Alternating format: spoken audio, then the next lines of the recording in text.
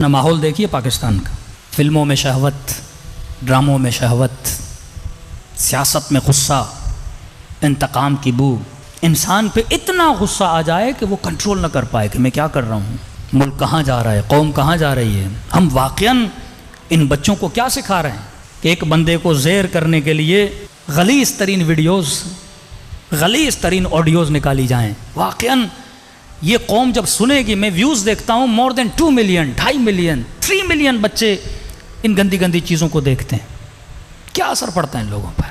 معصوم فرماتے برائی دیکھی بھی ہے، برائی کو پھیلاؤ نہیں، برائی پہ پردہ ڈالو، قوم کو بے حیا نہ بناؤ، قوم کے اندر حیا پیدا کرو۔ پہلے میں سوچتا تھا کہ ملک کا جو سینسر بورڈ ہے وہ کمزور ہے، ڈراموں میں بے حیائی ہوتی ہے، کنٹرول نہیں ہے ان کا، ہر دوسرے ڈرامے میں شادی شدہ عورت کا دوسرے کے ساتھ عشق ہوتا ہے، ہر ڈرامے میں آج کل یہ دکھایا جا رہا ہے، اور بے غیرت ترین شوہر کو دکھایا جاتا ہے جو بڑے پولائٹلی یہ کام دیکھتا بھی ہے اور سپورٹ کرتا ہے بیوی کو، کوئی بات نہیں، تمہارا پاس تھا، مل بھی لو تو کوئی ایشو نہیں ہے۔ محارم کے اندر گناہ کو دکھایا جاتا ہے، تو یہ لمحہ فکریہ ہے کہ سینسر بورڈ کو ہم کنٹرول نہیں کر سکتے، ڈرامے والے ڈائریکٹرز پیسے دے کے ان کو رشوت دے کے اپنے ڈرامے، سینسر بورڈ کیوں بنتا ہے؟ تاکہ کسی بھی ڈرامے میں بے حیائی نہ ہو۔ اور ریسنٹلی اگر پاکستانی ڈائریکٹرز شریفوں والے ڈرامے بنا رہے ہیں، وہ بھی ذاتی شرافت کی وجہ سے نہیں، کیونکہ ان کو ابھی پتا چلا ہے کہ انڈیا میں سب سے زیادہ ڈرامے پاکستان کے دیکھے جا رہے ہیں، TRP بہت مل رہی ہے۔ اور انڈین پاکستانی ڈراموں کو کیوں دیکھ رہے ہیں؟ کیونکہ تھوڑے فیملی ٹائپ ڈرامے ہوتے ہیں، اب ان کے ڈراموں میں، انڈیا کے ڈراموں میں بہت بے حیائی ہے، اب یہ تھوڑے حیا والے ڈرامے بنا رہے ہیں، وہ بھی پیسے کی خاطر، تاکہ انڈیا والے دیکھیں گے ہمیں مال ملے گا، دولت ملے گی۔ دیکھیے جب ہم سیاست میں آتے ہیں، جب ہمارے پاس اتنا پاور اور کنٹرول ہے، ہم کسی سیاسی پارٹی کو، کسی سیاسی بندے کو بین کر دیتے ہیں چینلز پہ، تو یہی پاور ڈراموں میں کیوں نہیں یوز ہوتا؟ یہی پاور فلموں میں کیوں نہیں یوز ہوتا؟ یہی پاور آئٹم سانگز میں کیوں نہیں یوز ہوتا؟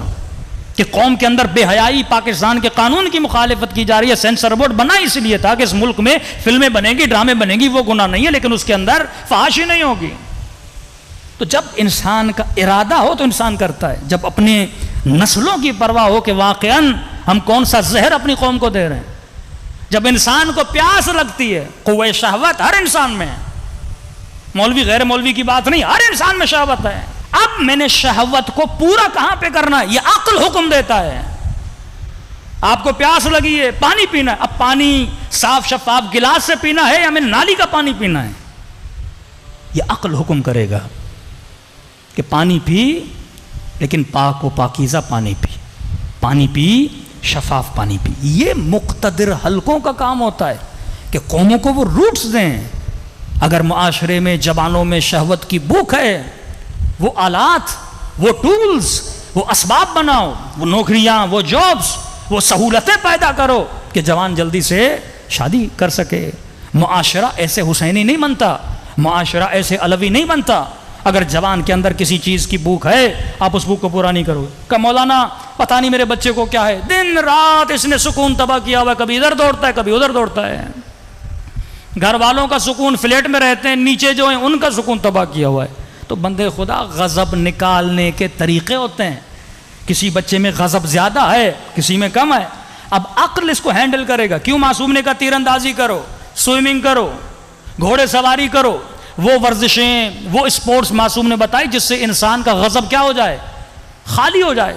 جب یہ بچہ اپنا غضب نہیں نکالے گا، جب یہ وہ اسپورٹ نہیں کرے، یہ کس کی؟ اسٹیٹ کی ذمہ داریاں ہوتی ہیں۔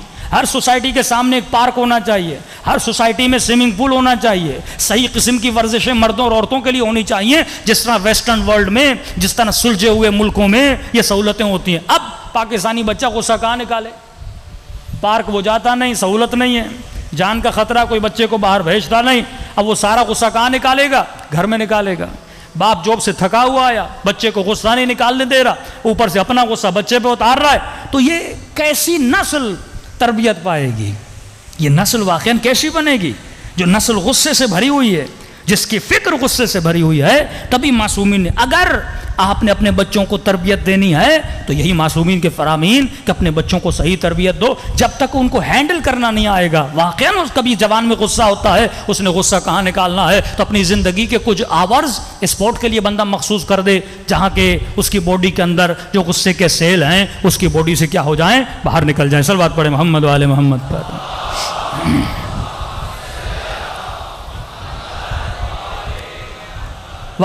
اسی طرح قوہ شہوت, اگر شہوت بہت زیادہ ہو تو بھی برا, اگر شہوت بہت کم ہو تو بھی عیب ہے انسان کے لیے. شہوت اگر بہت زیادہ ہو جائے اسے شرح بولتے ہیں, حد سے زیادہ. اتنی بندے میں شہوت ہو, در و دیوار کو دیکھ کر بندے پہ شہوت طاری ہو جائے, یہ بیماری ہے.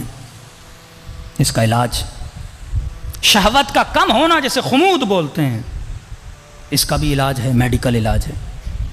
شہوت اگر میاں نہ رو ہو اسے اسلام عفت کا نام دیتا ہے. حضرت یوسف عفیف تھے, اسلام شہوت کا دشمن نہیں, کہتا ہے صحیح پانی پی, پاک پانی پی. الخبیثات للخبیثات والطیبات للطیبات. خبیث عورتیں خبیث مردوں کے لیے, طیب مردوں کے لیے طیب عورتیں. واللہ جو جوان شادی کرنے میں دیر کرتا ہے, یہ ہمارے ذاتی تجربہ ہے, دیکھی ہوئی باتیں.